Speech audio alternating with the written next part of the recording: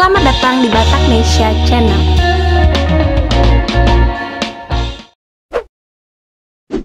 Lagi-lagi Nidongan Boru Batak kembali berkiprah di luar negeri.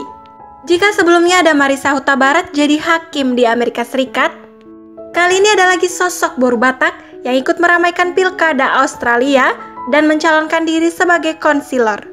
Siapakah beliau? Langsung saja simak ulasan berikut ini.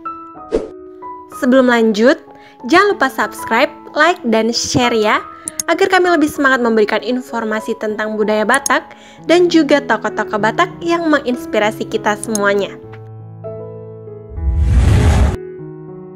Santi Whiteside tinggal di Australia sudah lebih dari 20 tahun. Dan sekarang ia menjadi salah satu kandidat konsilor di kawasan Whitehorse sebelah timur kota Melbourne. Sebagai informasi, konsilor adalah pejabat yang dipilih melalui pemilihan untuk konsil atau dewan pemerintah setingkat kabupaten atau kota. Salah satu dari konsilor sekaligus akan menjadi wali kota atau mayor. Santi mengaku tak pernah terpikirkan olehnya untuk bisa mengikuti pemilihan konsil ini, apalagi terjun ke dunia politik di Australia. Ia mengaku jika aktivitasnya di sejumlah organisasi kemasyarakatan di Melbourne membuat rekan-rekannya meminta dan mendukung dirinya untuk maju dalam pemilihan yang digelar setiap 4 tahun tersebut. Santi dikenal sebagai duta multikultur dari Yayasan Kesehatan Mental Australia atau MHFA.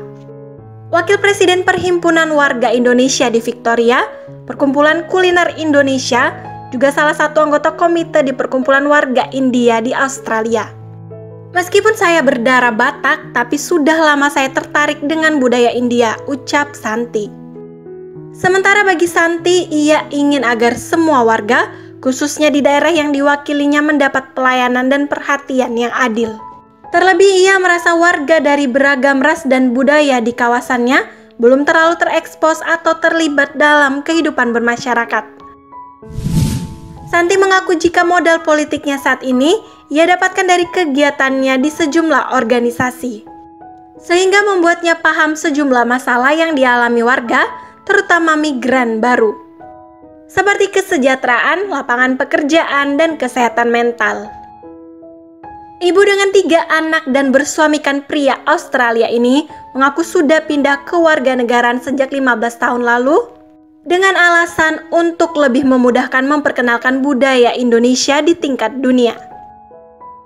Namun ia mengatakan hal tersebut tidak melunturkan nilai-nilai Indonesia yang tetap ia pegang teguh, terutama soal hidup dalam keberagaman budaya. Ia pun mengungkapkan alasannya kenapa ikut pilkada kali ini.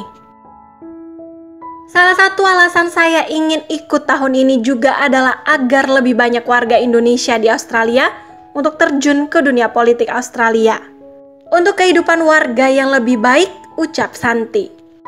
Kita doakan semoga beliau memenangkan pilkada Australia tahun ini.